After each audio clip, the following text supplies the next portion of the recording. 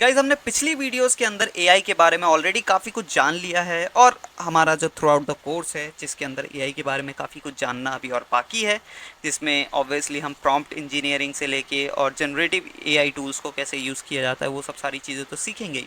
But इस particular video में हम जानेंगे कि बेस्ट यूजेस ऑफ एआई, मतलब आप सबसे ज़्यादा फ़ायदेमंद उपयोग किस तरीके से कर सकते हैं एआई का या फिर आर्टिफिशियल इंटेलिजेंस का। तो यहाँ मैंने कई सारी चीज़ें मेंशन की है, एक एक करके हम सारी चीज़ों पे डिस्कस करेंगे। जैसे कि अगर मैं आपको ये छोटा करके दिखाऊं तो काफ़ी चीज़ें मैंने यहाँ पे मेंशन की हुई है, ठीक है। तो एक एक करके सारी चीज़ों के बारे में जानते हैं और समझते हैं बेस्ट यूजेज ऑफ एआई, ठीक है। तो चलिए सबसे शुरू से स्टार्ट करते हैं, सबसे टॉप से। यहाँ पे मैंने मेंशन किया हुआ है नेचुरल लैंग्वेज प्रोसेसिंग, यानी कि एनएलपी। अब गाइस इन सारी चीज़ों की हम ऑलरेडी बात कर चुके हैं। एनएलपी के बारे में मैं आपसे ऑलरेडी बात कर चुका हूँ, समझा चुका हूँ कि एनएलपी या फिर नेचुरल लैंग्वेज प्रोसेसिंग सिस्टम या फिर लैंग्वेज प्रोसेसिंग होता क्या है असल में, ठीक है।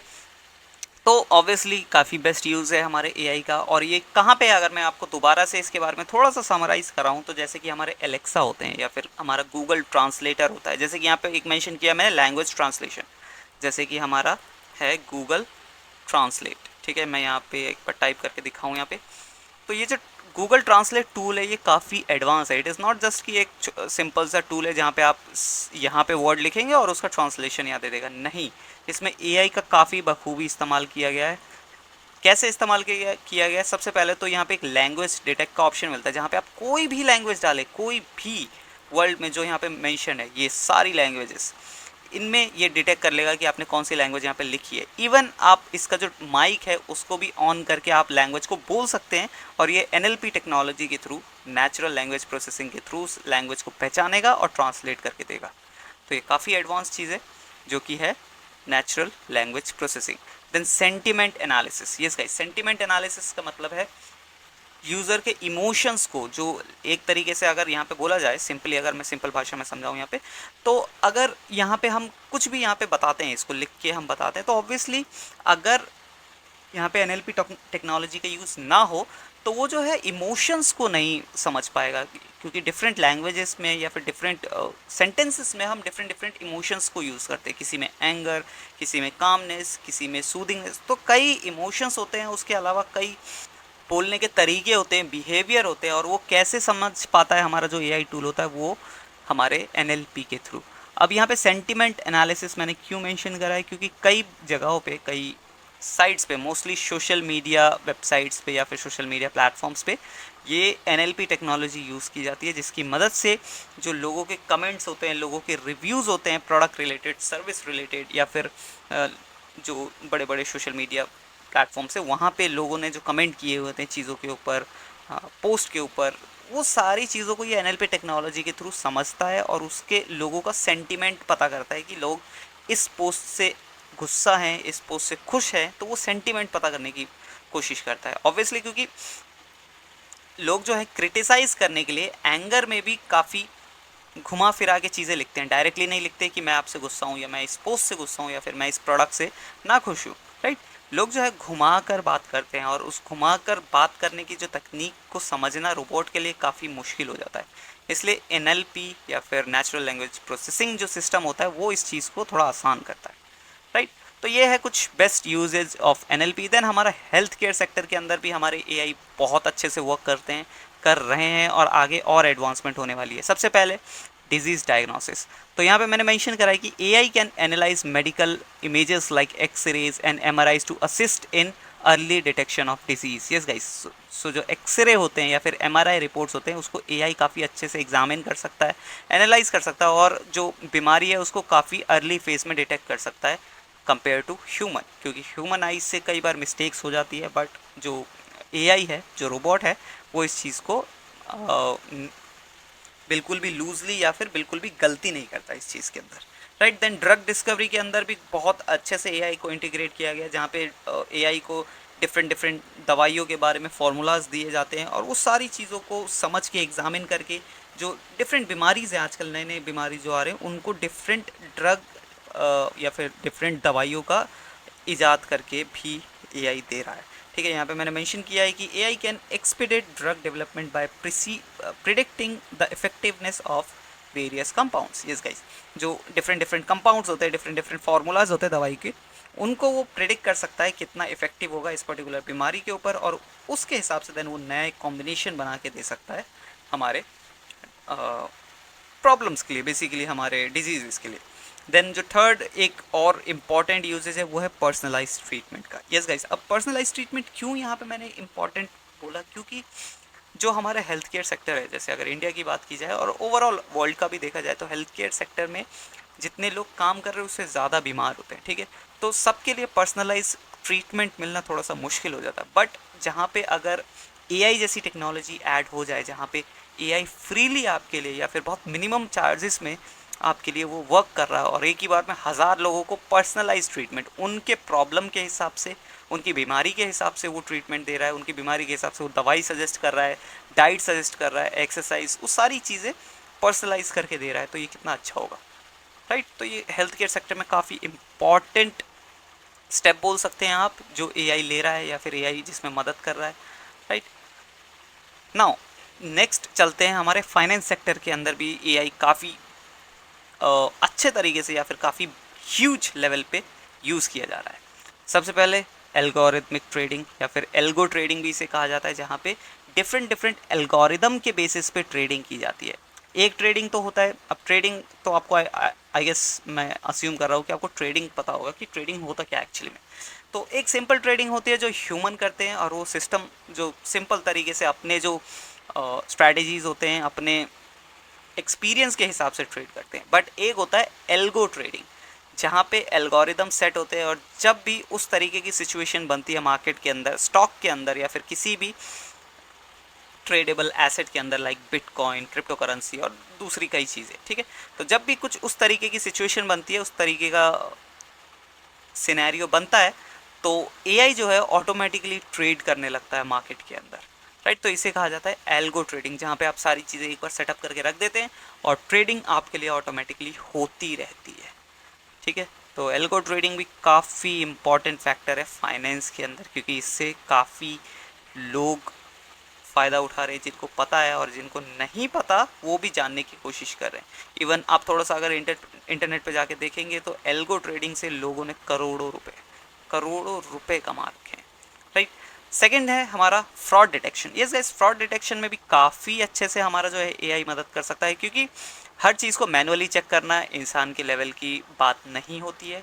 तो एआई इसमें जब भी कोई चीज़ तो एरर आती है, या जब भी कोई चीज़ें इधर उधर प्रॉब्लमेटिक लगती है, ठीक है, चीज़ें जब भी थोड़ा सा ख़राब लगती है सारी चीज़ों के अंदर, डॉक्यूमेंटेशन के अंदर, तो एआई क्या कर सकता है, सारी चीज़ों को गो थ्रू कर सकता है कुछ ही घंटों के अंदर, कुछ ही मिनटों के अंदर, या फिर मे बी बहुत ज़्यादा अगर डेटा है तो कुछ दिन के अंदर मे बी, राइट। बट इंसान से बहुत तेज़, हज़ारों गुना तेज़ जो है एआई सारी चीज़ों को चेक कर सकता है, फाइंड आउट कर सकता है, और प्रॉब्लम कहाँ पे हुई है, फ्रॉड कहाँ पे हुआ है, इशू कहाँ पे हुआ है, एरर कहाँ हुआ है, वो चीज़ें आपको बता सकता है सिंपल लैंग्वेज में, राइट। जो थर्ड है वो है क्रेडिट स्कोरिंग। अब क्रेडिट स्कोरिंग क्या होता है, जो हमारा सिबिल स्कोर आपने शायद सुना होगा, जिसके बेसिस पे आपको लोन दिया जाता है, जितना अच्छा या फिर जितना ज़्यादा सिबिल स्कोर, उतना ज़्यादा लोन मिलने के चांसेस आपके होते हैं, ठीक है। तो यहाँ पे एआई जो है क्रेडिट स्कोरिंग में भी मदद कर सकता है, और मोर एक्यूरेटली मदद कर सकता है in compare to any other platform, जहाँ पे एआई को सारी चीज़ें आपको पता होंगी, आपके डेटा सारा एआई के पास जब होता है, वो सारे आपके ट्रांजैक्शंस देखता है, सारे आपके फाइनेंशियल कंडीशंस देखता है, फाइनेंशियल बिहेवियर को आपको एग्जामिन करके वो एक क्रेडिट स्कोर प्रोवाइड करता है, राइट। तो ये भी एक काफ़ी इंपॉर्टेंट फैक्टर है जहाँ पे एआई मदद कर रहा है। ऑल्दो इन चीज़ों में 100% एडवांसमेंट नहीं हुई है, बट मैं यूजेज आपको बता रहा हूँ यहाँ पे, जो आगे चल के इम्प्रूवमेंट आ सकती है या फिर ऑलरेडी इम्प्रूवमेंट आ रही है, ठीक है। अब है हमारे ऑटोनमस व्हीकल्स। अब ऑटोनमस व्हीकल्स की जब भी हम बात करते हैं, टेस्ला को हम कैसे भूल सकते हैं। Yes guys, self driving cars. तो यहाँ पे मैंने मेंशन किया है कि AI powered autonomous vehicle can navigate and make high driving decisions without human intervention. इसका मतलब है, सिंपल भाषा में अगर मैं बताऊँ तो, विदाउट एनी ह्यूमन ड्राइवर, ठीक है, जो ड्राइवर सीट पे कोई ह्यूमन नहीं भी बैठा हो तो गाड़ी अपने आप चल सकती है, डिसीजंस ले सकती है, किस साइड मुड़ना है, किस साइड का इंडिकेटर देना है, किस साइड को टर्न लेना है, वो सारी चीज़ें गाड़ी ऑटोमेटिकली या फिर सेल्फ डिसाइड करती है। और इसे क्या कहा जाता है? ऑटोनोमस व्हीकल या फिर सेल्फ ड्राइविंग कार्स। ये कैसे होता है? एआई की मदद से। एआई इज़ लाइक एक सिंपल ह्यूमन ब्रेन, ठीक है, जो उस गाड़ी के अंदर होता है और वो डिसाइड करता है कि गाड़ी को कैसे लेके जाना है और सेफली हमारे जो पैसेंजर है उसको कैसे पहुंचाना है उसकी डेस्टिनेशन तक। तो सेल्फ ड्राइविंग कार्स के अंदर बहुत बड़ा चेंज या फिर बोल सकते हो बहुत बड़ा इम्प्रूवमेंट लेके आ रहा है ये ऑटोनोमस व्हीकल्स वाला सिस्टम या फिर जो हमारा एआई है। टेस्ला के बारे में आप ऑलरेडी जानते हैं, कई आप बातें सुनते होंगे टेस्ला के बारे में कि विदाउट ड्राइवर वो चलती है, जो ड्राइवर है पैसेंजर सीट पे या फिर पीछे आराम से सो रहे हैं और गाड़ी अपने आप चल रही है, राइट।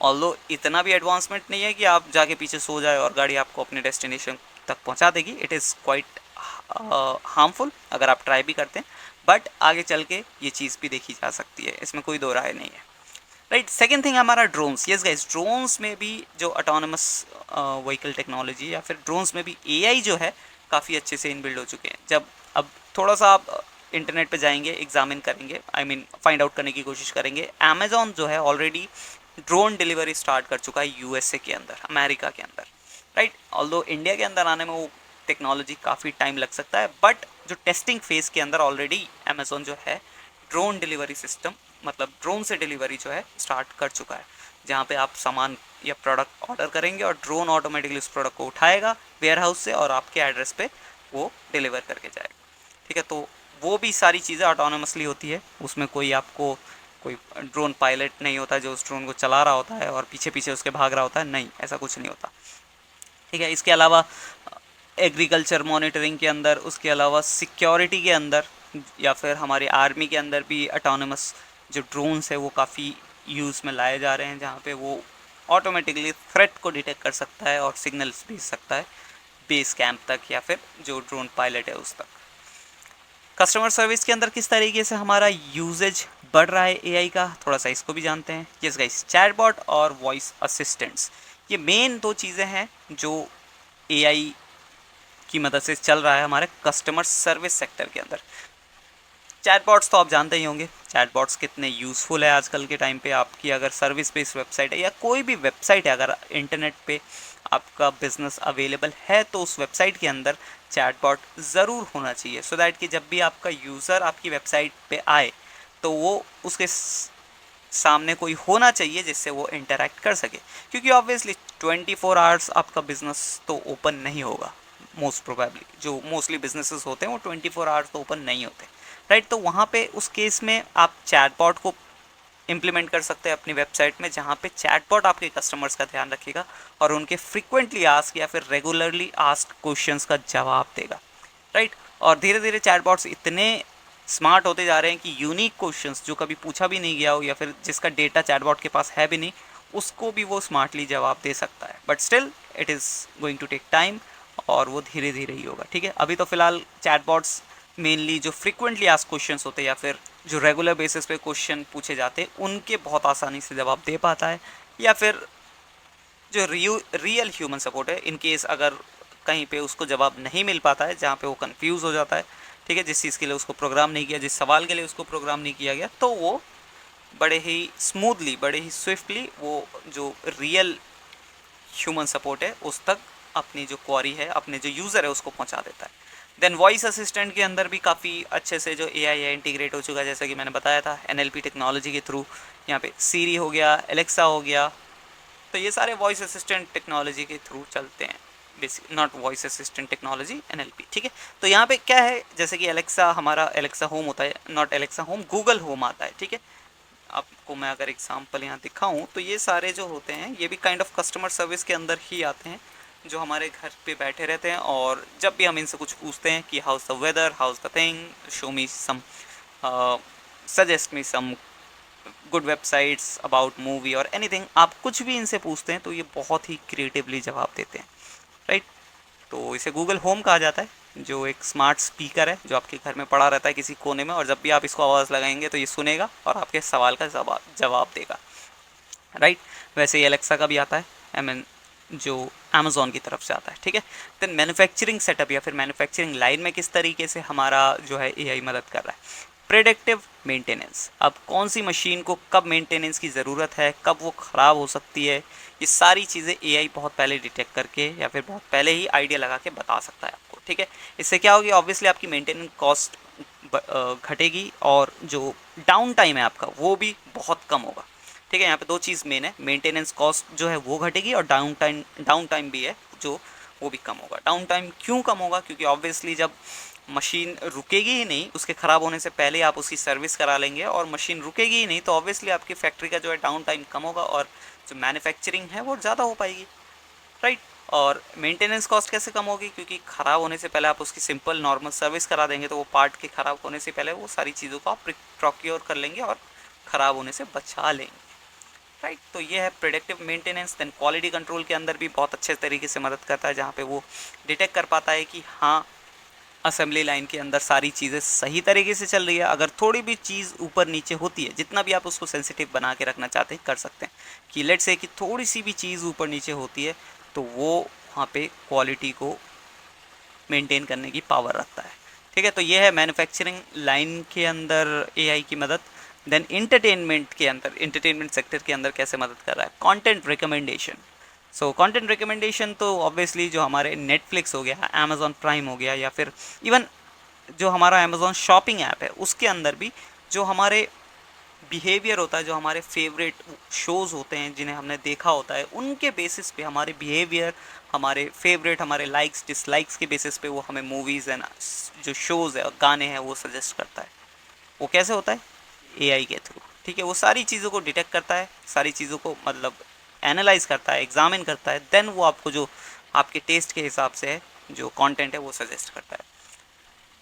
नाउ सेकंड है गेम एआई। गेम एआई भी काफ़ी इंटरेस्टिंग चीज़ है, जहाँ पे एआई ड्रिवन कैरेक्टर्स, यानी कि एआई की मदद से जो आपके ओपोनेंट होंगे गेम के अंदर, ठीक है, इन गेम जो डिफरेंट डिफरेंट ओपोनेंट्स होंगे वो एआई की मदद से काम कर रहे होंगे और वो प्री प्लान नहीं होगा। क्योंकि कई बार जब हम गेम खेल रहे होते हैं, जैसे कि आप कुछ पुराने गेम्स खेलेंगे, तो उसमें क्या होता है, हमें हमारे जो ओपोनेंट है उसका मूव पता होता है, क्योंकि हमने उसको कई बार खेला होता है।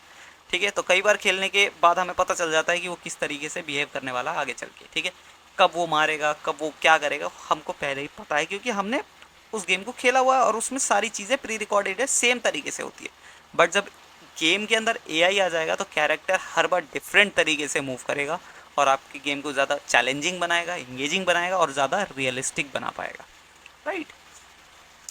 तो ये है गेम सेक्टर, गेमिंग सेक्टर, या फिर टोटली ओवरऑल कहा जाए इंटरटेनमेंट सेक्टर के अंदर एआई का usage, right guys. So I hope आपको समझ आ रही होंगी चीज़ें और लग रहा होगा कि हाँ एआई के थ्रू दुनिया कितनी इंटरेस्टिंग होने वाली है। देन इन्वायरमेंटल मॉनिटरिंग के अंदर क्लाइमेट मॉडलिंग या फिर वाइल्ड लाइफ कंजर्वेशन, इन दोनों में हमारा जो है एआई काफ़ी अच्छे से मदद करने वाला है। क्लाइमेट मॉडलिंग जहाँ पे वेदर कंडीशंस, जो प्रीवियस डेटा है उसको एनालाइज करके आगे की वेदर्स को प्रेडिक्ट कर पाएगा और ज़्यादा एक्यूरेटली कर पाएगा, क्योंकि अभी भी वेदर प्रेडिक्शंस तो अभी भी होते हैं, बट द थिंग इज़ कि वो ज़्यादा एक्यूरेट नहीं होते। कभी जब हमें बोला जाता है कि आज दिन में बारिश होने वाली है, उस दिन बारिश नहीं होती, जिस दिन बोला जाएगा धूप होगी उस दिन बारिश हो जाती है। तो कई बार ऐसी चीज़ें भी होती है, बट जब एआई इन चीज़ों को हैंडल करेगा तो ज़्यादा एक्यूरेसी के साथ कर पाएगा। देन वाइल्ड लाइफ कंजर्वेशन के अंदर किस तरीके से एआई मदद करेगा, एआई सारी चीज़ों का ट्रैक रखेगा कि कितने डिफरेंट स्पीशीज़ इस सेंचुरी के अंदर है, कितने डिफरेंट डिफरेंट प्लांट्स है, डिफरेंट डिफरेंट पेड़ पौधे हैं, इसके अलावा डिफरेंट एनिमल्स है, और कौन किसको खा रहा है, कौन किसको मार रहा है, वो सारी चीज़ों का जब डेटा रखा जाएगा तो वाइल्ड लाइफ कंजर्वेशन बहुत ही ज़्यादा आसान हो पाएगा। क्योंकि एआई बता पाएगा कि हाँ इस टाइप के जानवर, लेट से वहाँ पे शेर है 100, और उसी वाइल्ड लाइफ सेंचुरी के अंदर लेट से 100 हिरन है, राइट। तो अब क्या होगा कि जो 100 शेर है ऑब्वियसली बहुत जल्दी उन हिरनों को पकड़ लेंगे, उन हिरनों को मार के, और ऑब्वियसली वो उनको खा जाएंगे, राइट। तो यहाँ पे क्या होगा कि हिरनों की मात्रा काफ़ी कम हो जाएगी। तो एआई पहले इस चीज़ को डिटेक्ट कर पाएगा कि हाँ अगर इस तरीके का रेशियो रखा जाएगी, 100 टाइगर्स पे 100 डियर्स रखा जाएगा, तो ऑब्वियसली ये चीज़ काम नहीं करने वाली, it is not going to work. आपको नंबर ऑफ़ टाइगर्स कम करने पड़ेंगे और या फिर नंबर ऑफ़ डियर्स आपको बढ़ाने पड़ेंगे। इसी तरीके से, ये तो बहुत मैंने सिंपल या फिर बोल सकते बहुत ही ईजी एग्जांपल दिया आपको। इसी तरीके से कई चीज़ें आपकी जो वाइल्ड लाइफ के अंदर होती है, ठीक है, उस चीज़ को एनालाइज कर पाएगा और पता लगा पाएगा कि कौन सी स्पीशीज़ खतरे में जा सकती है, या फिर जो ऑलरेडी प्रोटेक्टेड या फिर एंडेंजर्ड स्पीशीज़ है उनको कैसे और अच्छे तरीके से प्रोटेक्ट किया जा सकता है, ठीक है। तो ये है इन्वायरमेंटल मॉनिटरिंग के अंदर एआई की मदद। अब चलते हैं इस साइड और बात करते हैं हमारे कुछ और सेक्टर्स के बारे में जहाँ पे हमारा एआई जो है मदद कर रहा है। तो यहाँ पे कुछ और सेक्टर्स है like e commerce, education, energy management, security and agriculture. इसके अलावा भी कई सेक्टर्स है, बट मेन जो है जहाँ पे नोटिसेबल वर्क आपको एआई की तरफ से देखने को मिल रहा है वो यही सारे सेक्टर्स है। जैसे कि रिकमेंडेशन सिस्टम, जैसा कि मैंने आपको बताया था, इंटरटेनमेंट सेक्टर के अंदर भी ये चीज़ होता है, और ई कॉमर्स के अंदर भी, अमेजोन के अंदर भी, या फिर फ्लिपकार्ट के अंदर जो रिकमेंडेशन सिस्टम होता है वो एआई की मदद से चलता है, जो आपके डिसलाइक्स या फिर लाइक डिसलाइक को देखकर, आपके प्रीवियस शॉपिंग बिहेवियर को देखकर, प्रीवियस जो आप प्रोडक्ट्स देखे हैं, आपके जो भी आपने प्रोडक्ट्स कार्ट में डाल रखे हैं, आपने जो प्रोडक्ट्स लाइक कर रखे हैं, वो सारी चीज़ों को एग्जामिन करके आपको डिफरेंट डिफरेंट कॉम्बिनेशंस दिखाता है प्रोडक्ट्स के, ठीक है। तो जब भी आप देखेंगे अपना अमेजोन पोर्टल या फिर अपना फ्लिपकार्ट या कोई भी ई कॉमर्स एप्लीकेशन ओपन करेंगे और अपने किसी दोस्त का ओपन करेंगे, तो देखेंगे कि दोनों के फ़ोन में जो पूरा होम है वो डिफरेंट है, या फिर जो प्रोडक्ट रिकमेंडेशंस आपको मिल रहे हैं वो डिफरेंट है। वो क्यों है? क्योंकि वो आपके अकाउंट या फिर आपके बिहेवियर के हिसाब से किया जा रहा है, ठीक है। आपके बिहेवियर के हिसाब से, आपकी पसंद नापसंद के हिसाब से वो चीज़ आपको सजेस्ट की जा रही है। And same goes with your friends application as well, right. Then dynamic pricing भी एक बहुत ही यूज़फुल ई कॉमर्स के लिए, नॉट फॉर द ह्यूमन, मतलब not for their customers, e commerce brands के लिए डायनेमिक प्राइसिंग जो ऑप्शन है, फीचर है, वो भी काफ़ी यूज़फुल है, जो कि एआई की मदद से किया जाता है। डायनेमिक प्राइसिंग क्या होती है? हर कस्टमर के लिए जो प्रोडक्ट का प्राइस है वो डिफरेंट दिखाया जाता है। ऐसा क्यों होता है? क्योंकि एआई को पता चल जाता है कि आप जो है उस प्रोडक्ट के लिए ज़्यादा डेस्परेट है। लेट्स से एक है राम एंड एक है श्याम, बहुत ही सिंपल, बहुत ही चीज़ी एग्जांपल दे रहा हूँ, बट स्टिल जो नाम मैंने चुने सिंपल, राम एंड श्याम, ठीक है। अब क्या होता है कि एआई पता कर पाता है, आपके पास्ट बिहेवियर के हिसाब से पता कर पाता है कि लेट्स से एक प्रोडक्ट ले लेते हैं हम, एक सिंपल मोबाइल फ़ोन है, ठीक है, आईफोन ले लेते हैं हम एग्जांपल। यहाँ पे आईफोन है, अब राम को भी चाहिए वो फ़ोन और श्याम को भी वो फ़ोन चाहिए, बट एआई को पता है कि जो श्याम है वो ज़्यादा डेस्परेट है उस प्रोडक्ट के लिए, राइट। तो श्याम को क्या करेगा एआई, जो उस प्रोडक्ट का रेट है वो ज़्यादा दिखाएगा, क्योंकि उसे पता है कि वो इस प्रोडक्ट के ज़्यादा दाम भी दे सकता है। इस तरीके से डायनामिक प्राइसिंग वर्क करती है, और ये सारी चीज़ें यहाँ पे लिखा हुआ है कि AI can adjust price in real time based on demand and other factors. तो यहाँ पे जब डिमांड बढ़ती है, क्योंकि श्याम की तरफ से वहाँ पे ज़्यादा डिमांड है, यहाँ पे मैंने बहुत ही छोटा एग्जाम्पल दिया है, बट इसी तरीके से जो है डायनेमिक प्राइसिंग बढ़ती है जब डिमांड चीज़ें बढ़ती है ओवरऑल। जैसे लेट्स से कि आईफोन की बहुत ज़्यादा डिमांड बढ़ रही है ओवरऑल, ठीक है, तो क्या होता है वहाँ पे डायनामिक प्राइसिंग ऑटोमेटिकली वर्क करता है, और जो प्राइस है प्रोडक्ट का, उस पर्टिकुलर प्रोडक्ट का जिसमें डिमांड बढ़ रही है, उसकी जो प्राइस है वो इन्फ्लेट कर देता है, बढ़ा देता है, ठीक है, सो दैट कि प्रॉफिट ज़्यादा बुक किया जा सके, सिंपल, राइट। अब ये ह्यूमन अगर करे तो कई बार ये चीज़ें मिस हो जाती है। अब रात के 12 बजे, रात के 2 बजे ह्यूमन तो नहीं बैठा होगा ना अपने ई कॉमर्स पोर्टल पे, तो यहाँ पे एआई ये सारी चीज़ें करता है, जहाँ पे ये 24 घंटे साल के 365 दिन वर्क करता है effortlessly without any salary, right. Now education sector के अंदर, इसके अंदर भी काफ़ी एडवांसमेंट है। पर्सनलाइज ट्रेनिंग, अब जैसे कि पर्सनलाइज ट्रीटमेंट होता है उसी तरीके से पर्सनलाइज ट्रेनिंग भी दी जा सकती है एआई के थ्रू, जहाँ पे आपके बच्चे के नॉलेज के हिसाब से, माइंडसेट के हिसाब से और उसकी ग्रैब करने की पावर के हिसाब से उसको पर्सनलाइज लर्निंग दी जा सकती है। यहाँ पे मेंशन किया गया है कि AI can tailor educational content to individual student needs and progress. Yes, tailored मतलब उसके हिसाब से कस्टमाइज्ड कंटेंट हर स्टूडेंट के हिसाब से एजुकेशनल कंटेंट वो प्रोवाइड करा सकता है, या फिर पर्सनलाइज ट्रेनिंग इसको सिंपल भाषा में बोला जाता है। ऑटोमेटेड ग्रेडिंग क्या होता है? अब जब ग्रेडिंग करनी होती है, टीचर्स का काफ़ी टाइम इसमें जाता है, ठीक है, असाइनमेंट्स को चेक करना, टेस्ट को चेक करना, या फिर सारे मार्क्स को एक्यूमुलेट करके उनके परसेंटेज निकालना या नॉल, ये सारी चीज़ें काफ़ी टाइम कंज्यूमिंग होती है।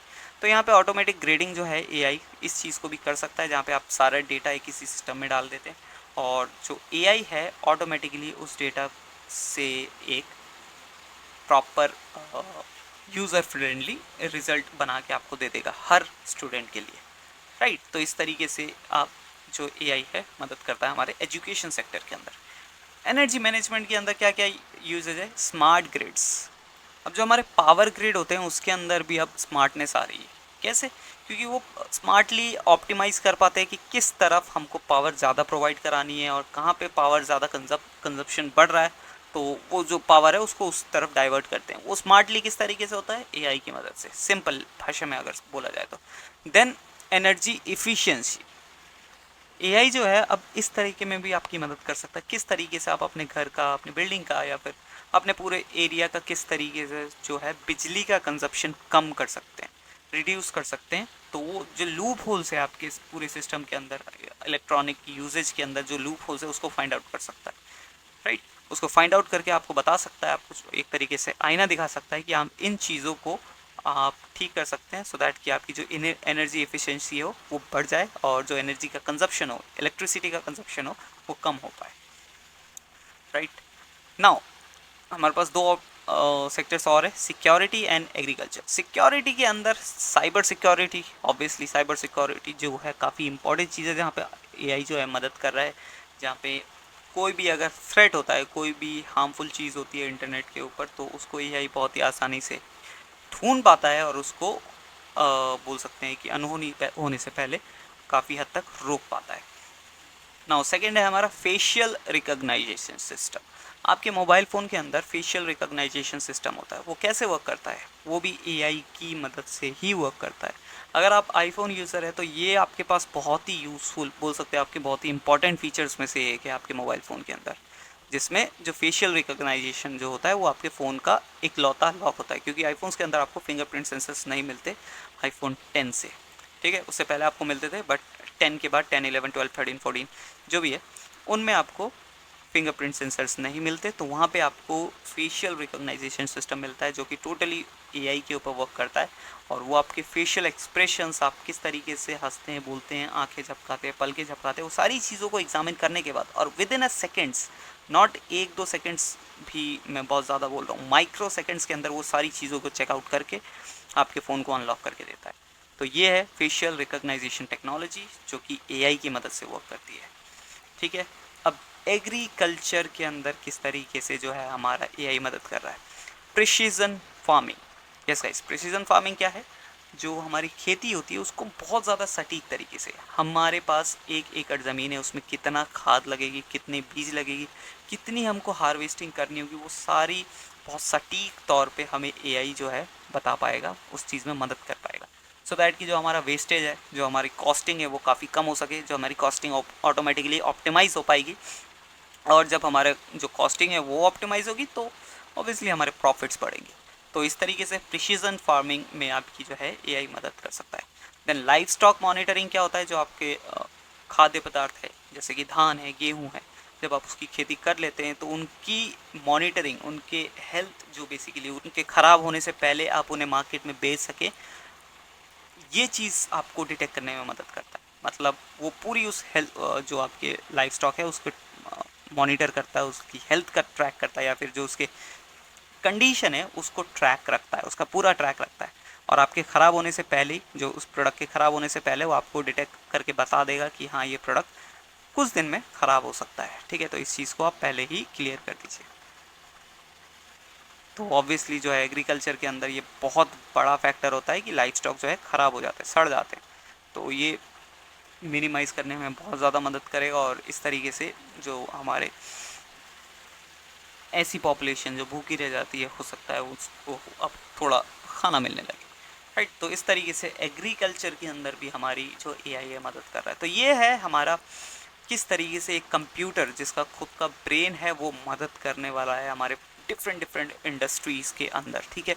कई इंडस्ट्रीज़ के अंदर मदद कर रहा है और कई इंडस्ट्रीज़ के अंदर चीज़ें और अपग्रेड हो रही है और काफ़ी अच्छे तरीके से और मदद करने वाला है, ठीक है। तो आई होप आपको ये वीडियो यूज़फुल लगा होगा, समझ आया होगा एआई क्यों यूज़फुल है और क्या यूजेज है एआई के, और आज के टाइम पे एआई कितना इंपॉर्टेंट होता जा रहा है लोगों के लिए।